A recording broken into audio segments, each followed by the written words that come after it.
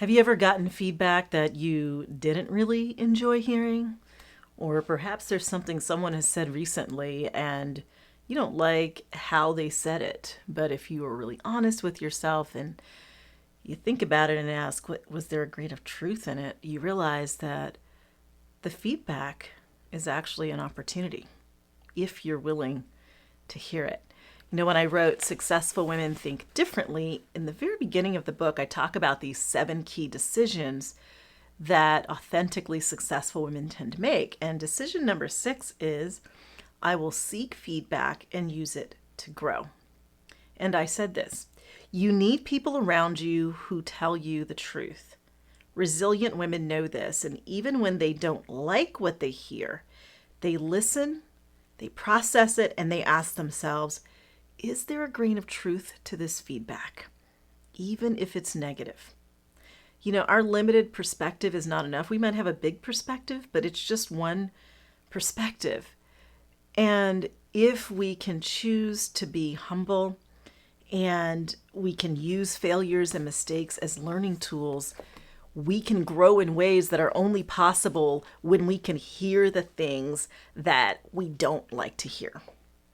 So think of it as a part of your strategy to actively seek feedback, to find the grain of truth in things that aren't necessarily pleasant to hear. If you're one of those people who tries really hard to just be perfect at everything, you want to get it right, it can be hard. But the truth of the matter is, getting it right is about looking at all of the things that really matter and finding ways to make them right. It doesn't necessarily mean that you're terrible, that you always make the same mistakes, or that somehow you won't be able to rectify the situation. It's okay to be imperfect. In fact, when we embrace our imperfections, we can relax. We can get comfortable with who we are and where we are. And we can make a decision to grow from here. So, I'm wondering, as you listen to this message and you think about perhaps some feedback you've gotten, whether it's feedback at work, from a boss, from a coworker, from a spouse, from your kids. Maybe it's something that came up with a neighbor. And maybe it's feedback that was uncomfortable to hear, and so you've pushed it away.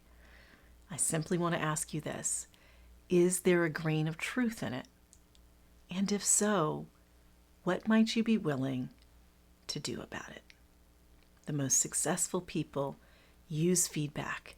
They actively seek it, and they use it to grow.